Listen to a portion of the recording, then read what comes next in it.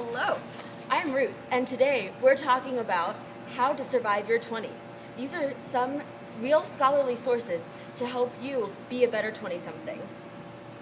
A new study found by Elliott Smith about social identity theory was found to say that a lot of 20-somethings define themselves by their in-groups and who they hang out with. And so in a study by Granover, it was found that having an urban tribe can limit the amount of time that you spend with others and making connections that could better you in the future.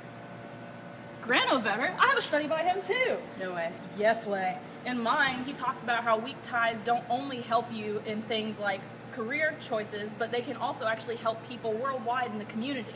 Two groups of strong ties can be joined together just by one weak tie between each of its members. It's also how things like medical innovations and political ideas can spread so rapidly between different communities. Also, I have an article by a woman named Stasia who helped kind of look more into what exactly can reduce career indecision in 20-somethings.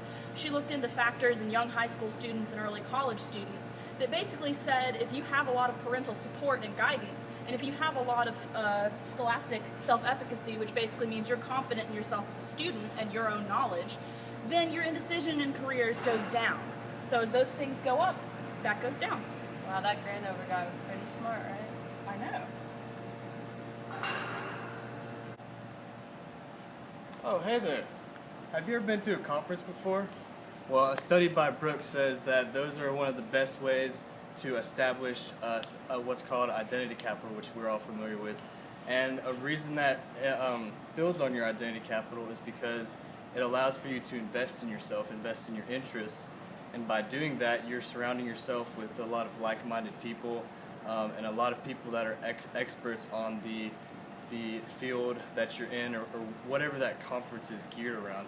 So that kind of gets you in that group and allows for you to intermingle with people and also establish weak ties and find people that may have resources that you may not have had before.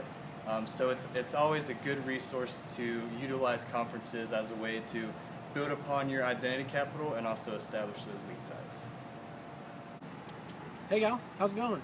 Well, there's an interesting concept going around. It's called Benjamin Franklin. I don't know if you ever heard of that. We're not talking about kites and strings and electricity. We're talking about favors. We're talking about favors for friends and favors for other friends. So basically how that works, and a concept that kind of falls short on a lot of people is, let's say I'm looking for a job out there, and we're, say I'm building challenge courses. Well, I'm searching, and I find one of my buddies actually is building challenge courses. So I talk with them, and I'm just interested, So I learned that about this company specifically that they're really good about building handicap accessible ramps and everything for these challenge courses. And so I'm learning about it, and I learned that there's some different techniques out there. So I share that information with them. I'm like, hey, I'm looking for a job in the challenge course, and since I kind of share that information with you, could you set me up? And so let's say that friend gives you that job. Cool, right? But here's the issue there. What if you can't do that job?